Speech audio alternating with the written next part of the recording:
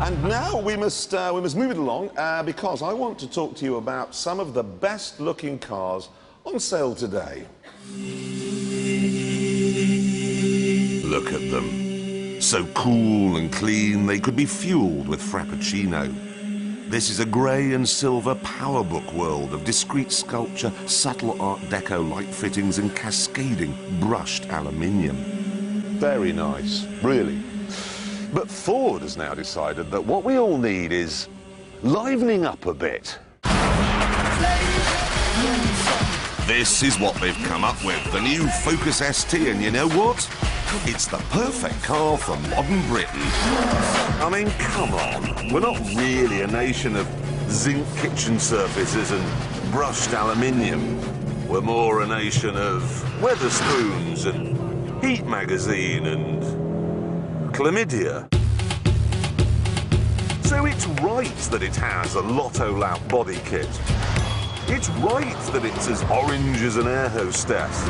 Ford even say that this interior with its red turbo motif was designed to look like a training shoe.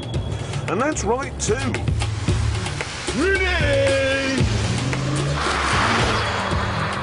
Now this gives us a problem, because normally when we film Top Gear, the cameraman uses filters like this, okay? There's a blue one there, okay? And I've got another one here, which is a graduated grey.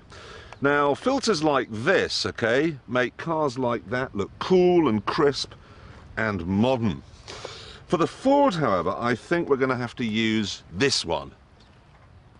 We call it the Westbrook.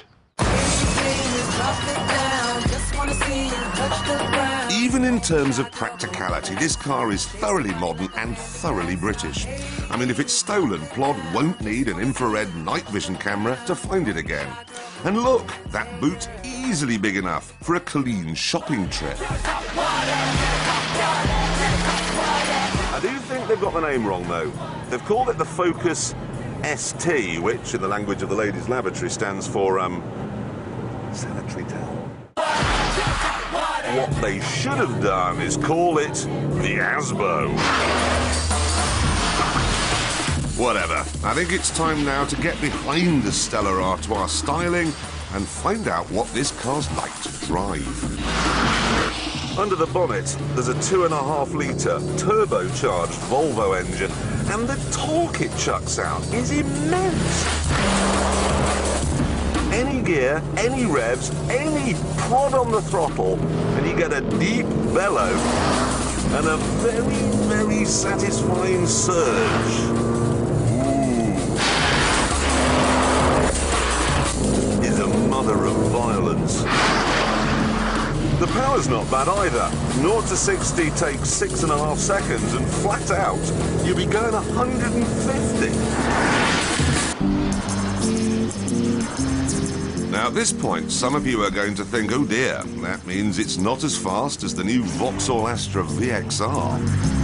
That's true enough, but the Vauxhall has too much power. It torque steers like an absolute pig, and it's 1,500 quid more expensive than this. If I were given a Vauxhall, I'd love it, I really would. I'd defend it to the hilt.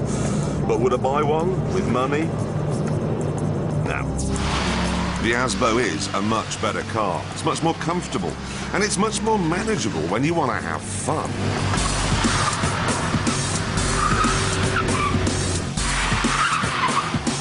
There is immense grip from the front end, and because it has the same control blade rear suspension as you got in the old Focus, you get lots of lovely lift-off oversteer as well.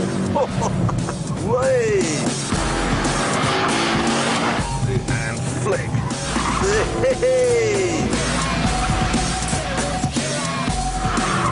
Brilliant handling car, I mean, absolutely brilliant.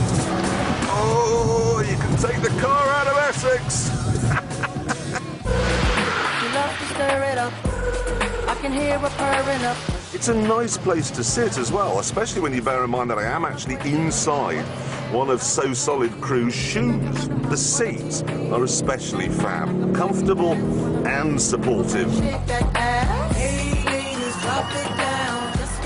It's not even what you'd call a binge drinker, so it'll be as cheap to run as it is to buy. Base model's only 17,500 quid. Reliability? Well, all I can say is I've got a Y-Reg Focus at home and it's never gone wrong once. Most dependable car I've ever owned. This one is a bit more complicated. It's got adjustable steering. You can make it heavy or light or normal, and to be honest, that's just something to go wrong. But at least you should be safe. The Asbo has an NCAP 5-star rating and it's good for pedestrians as well. I mean, it's not like they're going to step into the road and say, "I never saw it coming." So it really does seem to have all the bases covered. It's cheap, it's safe, it's comfortable, it's practical, and it is truly amazing to drive. And the best thing? It's also available in blue.